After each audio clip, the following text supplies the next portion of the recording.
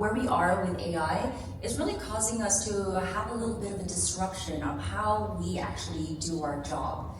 And even reframe your mindset of what problem are you actually solving? And is the way that you're doing it right now even the best way of doing it?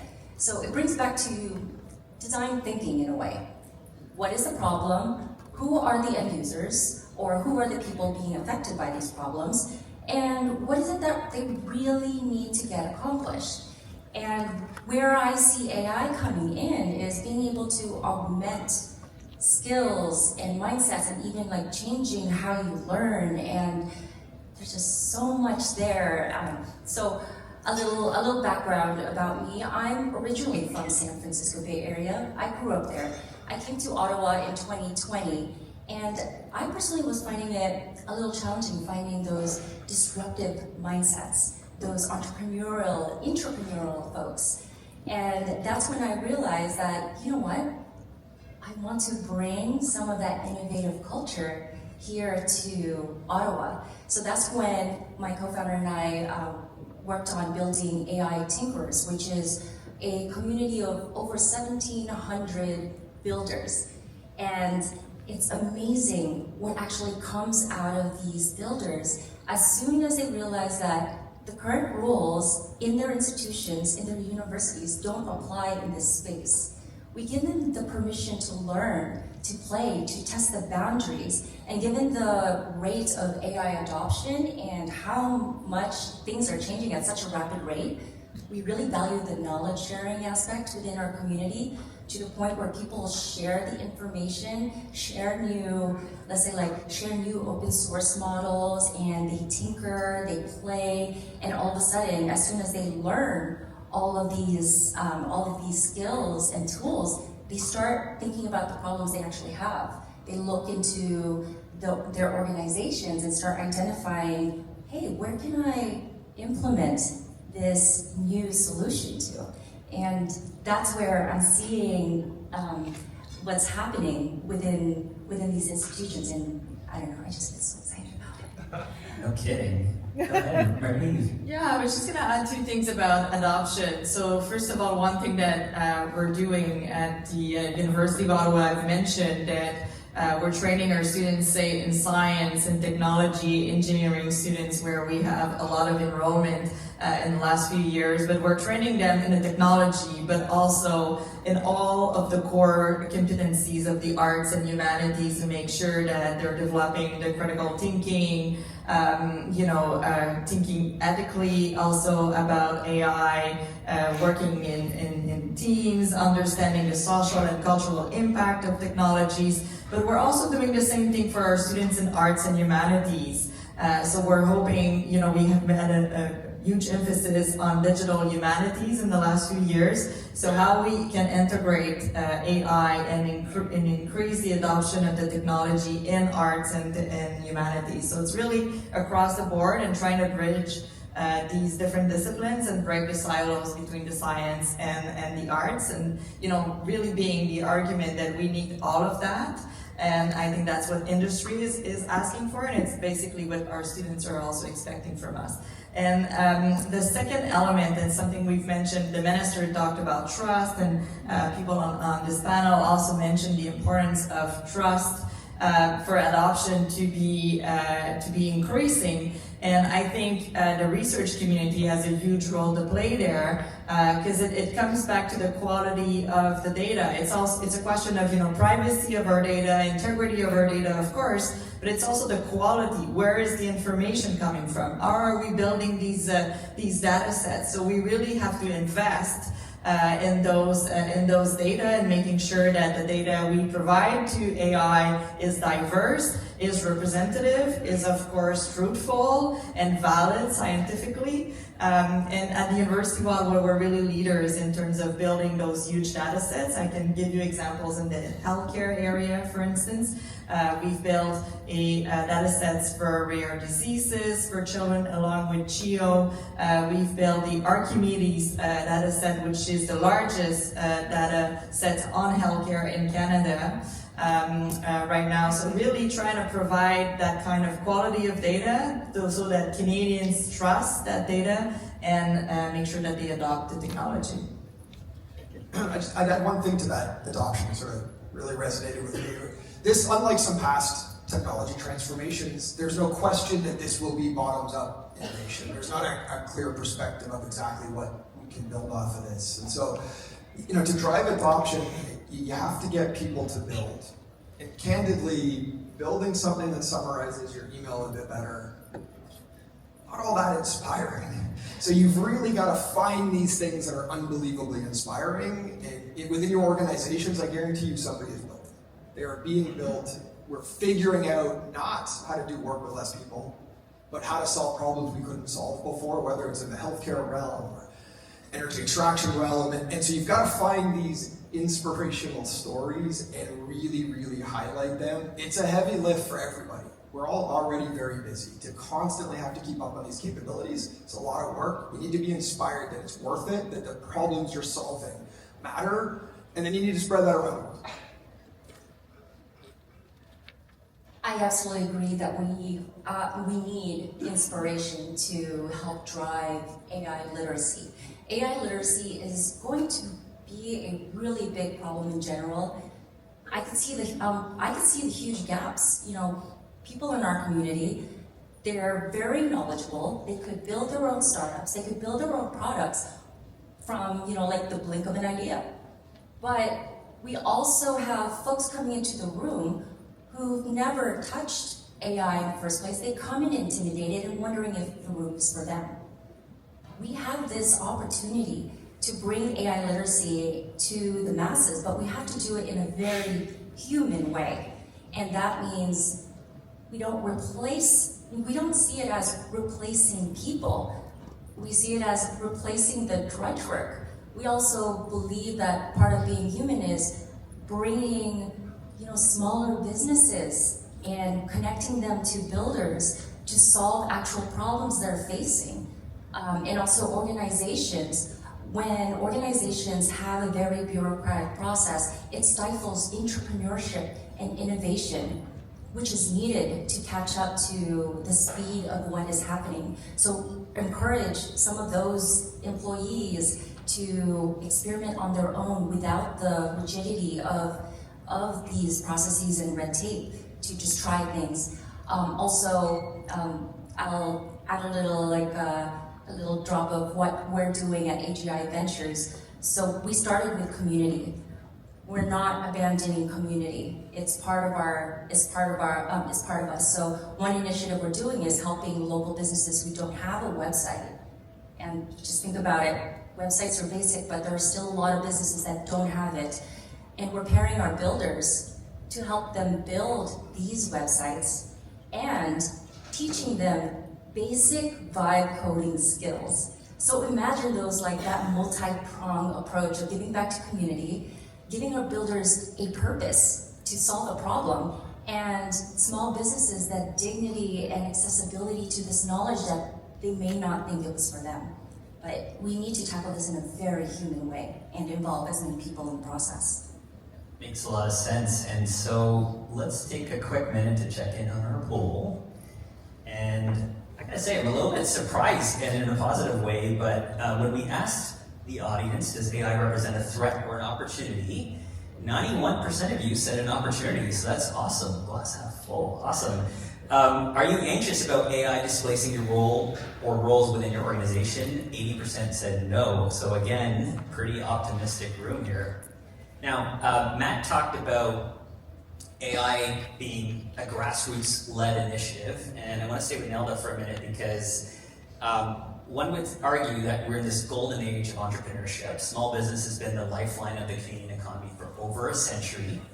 And when we think about the AI Tinkers Group, this is one of my favorite things because I've been a part of your community. We're working with AGI Ventures, 1,700 members that are disseminating AI, not just in Ottawa, but across Canada. Can you talk a little bit about how AGI Ventures is involved with helping to work with the community and private sector on prioritizing speed over bureaucracy? Yeah, absolutely. So as I mentioned, the community and environment that we build for the builders is very, I suppose, like unconventional. We encourage them to play, we encourage them to experiment. We value collaboration over competition and the inclusivity. If you build, you belong. We also value shipping. I remember early on in AI Tinkers, we had folks like tinkering on their projects. They're showing how it's done, and they're showing like what's happening behind the scenes of how they made something work.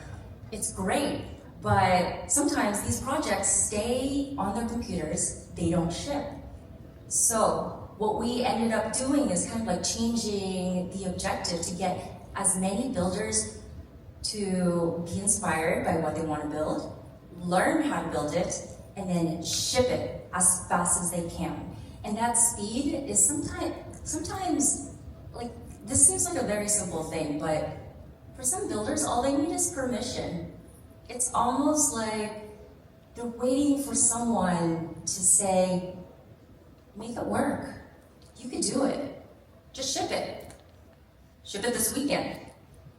Even that little deadline, we have like a little slogan, think in years, ship this weekend. And it's like no pressure or anything, but I better see your site up, I better see your app shipped by Sunday. And it works. And I think bringing this type of culture to as many people as possible will help bring that adoption further.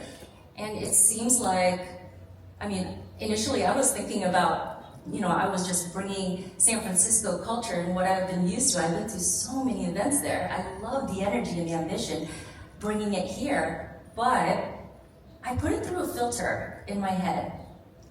The ambition and the best parts of innovation in San Francisco Bay Area and Silicon Valley to the values and the potential of Ottawa. What can we do? How can we meld it together? And it seems like so many people really want to be part of that. And I'm really excited. The builders are here. Over 1,700, they're here. We just need to bring them out. And if you're in this room, I will find you and I will bring you out. Yeah, and I will say, if you are interested in building, every Sunday we have Shopify Builder Sundays, which is led by AI Tinkers and AGI Ventures. I highly recommend signing up and attending on a Sunday at the Shopify HQ on O'Connor Street. Let's go next to Marie-Eve, and I want to talk a little about youth unemployment, because youth unemployment is skyrocketing. Maybe or maybe not, it's correlated to AI. But why are, say, engineering and computer science students not being hired by traditional firms and perhaps choosing to start their own businesses?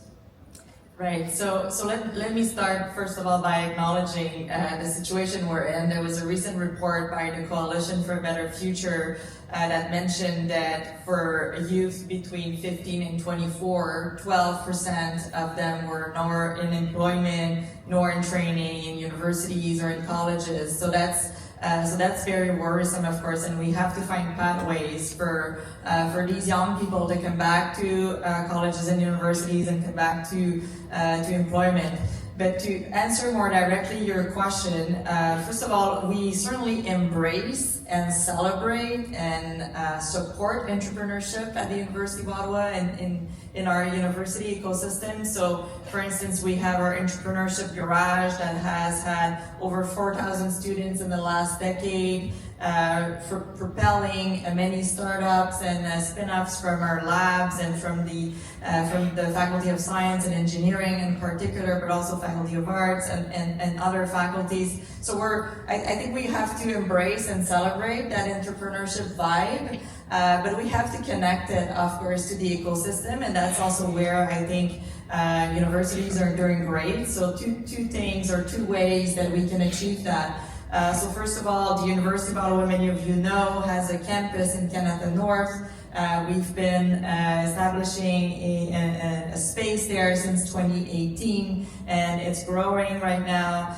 We have researchers based in Canada North, but most importantly, we have students students that are having like co-op placement, working with industries. So to just foster and support more experiential learning and more connections between companies, industry, and our students, whether it's through co-op, as I mentioned, but it could be also more flexible and nimble ways of connecting, including we are doing a lot of hackathons, lots of sprints, a lot of student-led initiatives that are worth some credits as well. So, they don't need to be paid for that, but they're getting lots of good experience. So I think it's important, even if the entry-level jobs are being transformed by AI and it's not the same kind of repetitive, boring stuff that the young people are asked to do, they still need to be hired. They still need to be in the workplace so that they understand the difference between universities and the workplace. And also for you to have succession, of course, people have to start somewhere, but it's important that in their training there are those checkpoints with industry where they have opportunities to learn. Makes a lot of sense. And maybe I'm going to go back to Matt for a minute. Going back to the grassroots and cultural transformation topic. So why is the entrepreneurial growth mindset we often see at the grassroots level so in demand with large organizations? Sure, so I think there's no question in my mind that the capabilities exist. So this is it's a mindset discussion, and it'll be a cultural transformation long before it's a technology transformation. It feels to me like at the moment, the broader we, are looking at the opportunity through a straw. And so you see only a very, very small piece of what this can do, and we're really focused on what we do today and how we do it a little bit or a lot more efficiently. Really, we don't have a sense of the problems that these capabilities can solve that we can't solve today, or the industries that will be built that we don't see today. And I think to your point about sort of youth unemployment, that's the burden of responsibility of everybody in this room, which is if all we do is make the work we do today a little bit more efficiently and we don't build the industries of the future, where are our children going to work? And how are they going to leave their mark on the world? And so, if you sort of take a step back then, so the world and large organizations need builders and dreamers now more than ever. You need somebody that's willing to build from scratch and willing to take the risk to actually make something meaningful and inspiring, and the passion to get through the roadblocks that inevitably they're going to run into. And so, we think that sort of grassroots entrepreneurial spirit is unbelievably necessary in large organizations right now to really go build the opportunities of the future that we can't even see yet. And it's why at the beginning I said I was so optimistic about Ottawa specifically with its great entrepreneurial workforce here. I mean, that is the mindset we need to go build the future we all aspire to have, and not just summarize our emails a little better. Stephen, do you want to chime in on that? Yeah, I think, famously Canadian business leaders are conservative, but let's lean into that on this question of students. If you want a simple, low-cost hedge against the future, hire students, right? Because, we know this. We know this sort of implicitly, that the people who are thinking differently about this new technology, many of them are a lot younger than I am. And the long-term risk is, if in the name of saving money in the short term, we don't give jobs to these students, to the point you raised, we're going to run into a brick wall of a lack of talent for the future. This has happened before. We saw it in the legal industry in the early 2010s. There were new sort of robotic process type tools that looked up case law with extreme efficiency. And a lot of the larger law firms stopped bringing in as many articling students. They ended up with diamond-shaped sort of organizations where they were really thick in the middle, but not very much talent at the bottom. It was only a few years later that it was hard to find intermediate and senior lawyers, not just within individual firms, but across the whole industry. So we have to, let's not run into that crisis again this time. It's been a bad summer, but next year could be a lot better. So I like to say that AI is actually making leaders of us all. And most people are not ready for this promotion. Think about what leadership is. It's communication, it's managing people, it's critical thinking, and being able to solve real problems. perhaps maybe the skill set that we need to develop now is leadership. And it's hard to find those types of instructors, and sometimes I think maybe we have to be the leaders to just show by example. Makes a lot of sense. And so we're going to get on to the last segment of our panel before we go to Q&A from the audience. So if you want to think about some questions you may have, we'll have Brittany come around in just a minute. But I'm going to ask each of our panelists, maybe starting with Stephen, and we'll come back this way, to think about one actionable move for the audience based on today's dialogue that they can take home to think about how they get through the next few years with this disruption. Yeah, what we can all do is certainly lean into, like we talked about how automation and substitution aren't the whole answer. Don't get me wrong, they're not bad things. There's a lot of sludge in today's work. There's a lot of things that people do every day that maybe they never should have.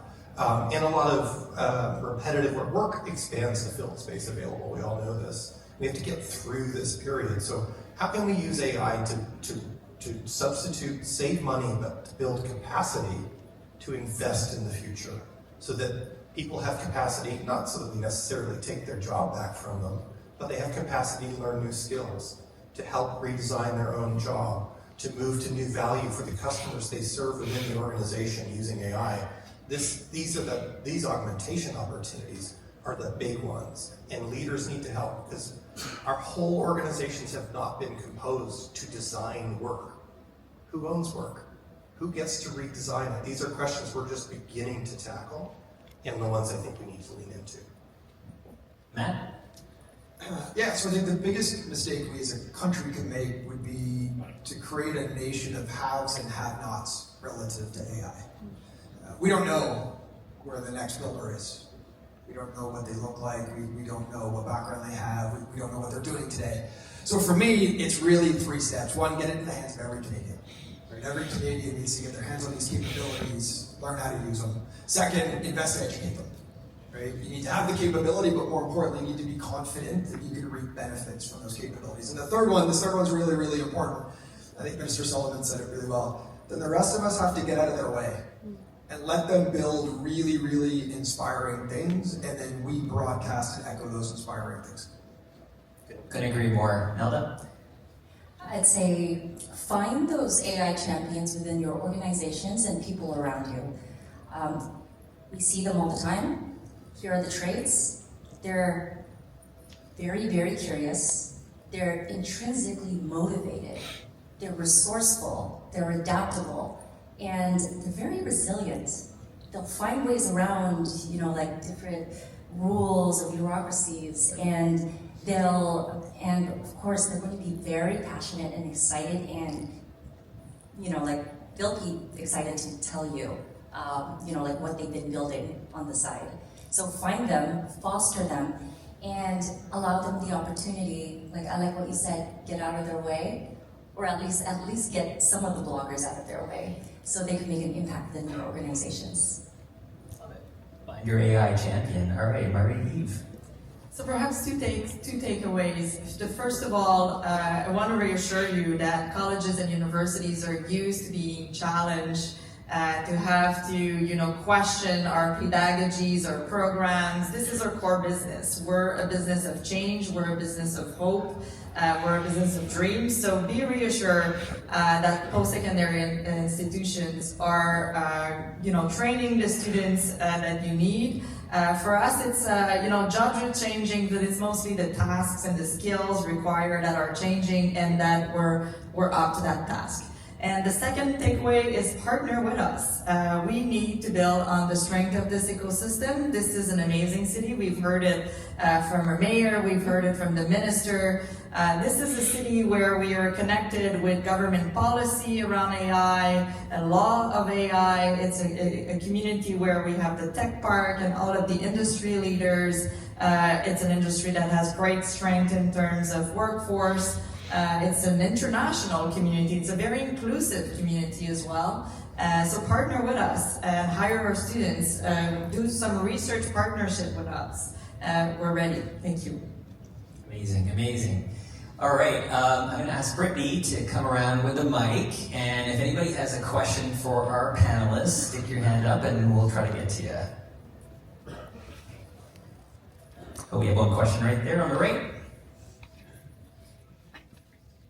Hi there. Check. There we go. Hi there. So AI is fascinating. We're diving into it every day. We're learning new tools. Every 90 days there's a new model out. And yet we all know that this is a technology in its infancy, and the pricing models for these platforms is only just getting going.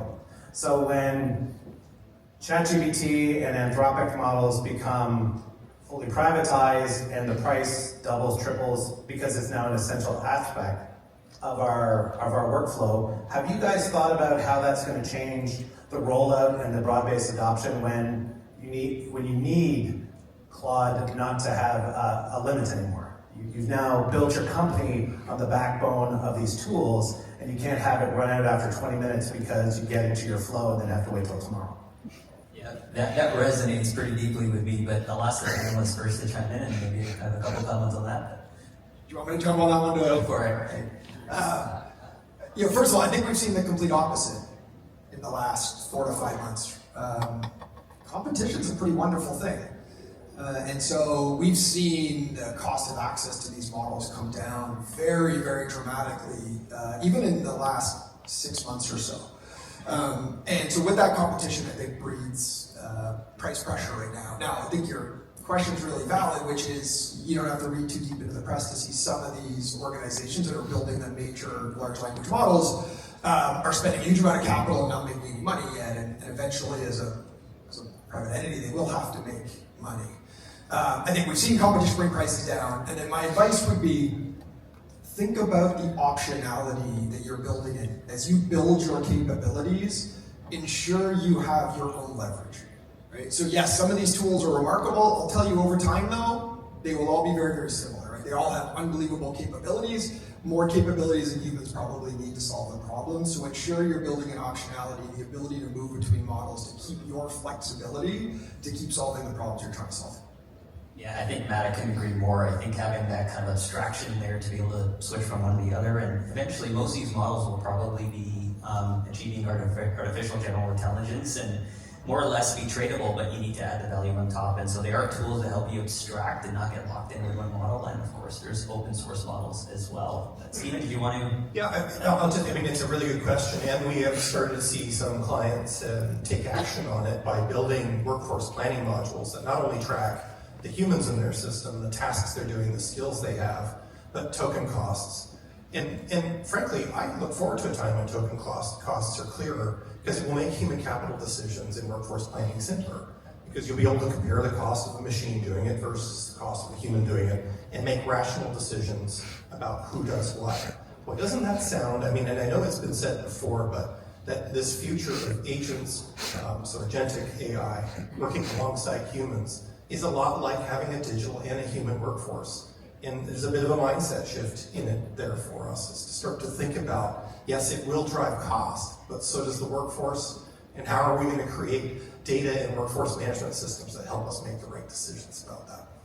It's a really important point, and transparency on costing is really important. So if you sit back and, as you said, having a human workforce costs money. So what do? You ensure they're performing well, they're meeting their objectives, they're delivering. The same has to hold true when we start building digital workers, or when we start building these agents. You have to hold those agents accountable. It costs real money to deploy them. Are they solving the problems as they're supposed to be? Are they doing it in a cost-effective way? This is all the next level of our journey through AI for sure. Excellent. Any other questions from the crowd? We've got Hai up here. Hi, why don't you speak into the microphone right here? My name's Hai. I'm a co-founder and CEO of HI Ventures, so co-founder with Neilda. I just want to ask all the panelists here, what is the most exciting thing that you're looking forward to in terms of AI right now? And also, what are some of the challenges that is holding back organizations from fully adopting and getting value out of using AI? Well, maybe I'll tell a quick story, which was an aha for my team, so it's very close to what I do. Workforce planning is part of my portfolio globally. And we've done task analytics forever, this is an old man story, but you used to do task analytics with a clipboard and a pen, and you'd follow workers around and write what they do all day. You'd get a ton of people to do that. and then you figure out what the tasks are, and then you do your analytics. So that would cost, for some organizations, millions of dollars to do. So one of the things that happened early in my business was people were like, oh no, with AI, we can generate the task analytics in a couple of days with a tool offside. There's no more need for clipboards. This project just went from millions of dollars to hundreds of thousands of dollars. We're doomed. And we tend to think that way. We tend to think about the limit of the opportunity. But what actually happens in an open market is actually now way more organizations can afford to do task analytics. We have a lot more customers all of a sudden in that type of analytics than we did before. So we're going to end up employing way more people because our cycle time and our cost efficiency has improved. So I know, that was a long walk, but that's a long walk of what technology revolutions tend to deliver that we tend to underestimate that create tremendous value for both employers and workers. Final comment from Marie-Eve. So I was going to say that I think the most exciting thing, quite frankly, is all of the research. It used to be that AI research was reserved to engineers. Now it's all over the place. It's in all areas and all disciplines. Think about the impact of AI on our democracy. Think about the governance of AI. Like if you think of that, question periods in Parliament Hill are conceived by AI agents. Like what comes out of that? What's the impact on your democracy? What are the questions that need to be asked? Along those lines. So really, I think coming from the research from all over the place, this is the most exciting. The applied AI as well, I've mentioned in the healthcare, but also cybersecurity raises all sorts of questions. And I guess, in terms of what's impeding change is really a perception that needs to be, and fear that people have about AI that we've tried to debunk on this panel, and we're working towards, greater adoption every day. But we have to reassure people about the reliability, the integrity of data, of course, trustworthy information. That's very important. We have to protect ourselves, but it's a very exciting moment too. Thank you so much. Well, we're at time, but if you do have further questions, come find our panelists during break. I just want to thank our panelists for attending here today. That was an awesome discussion.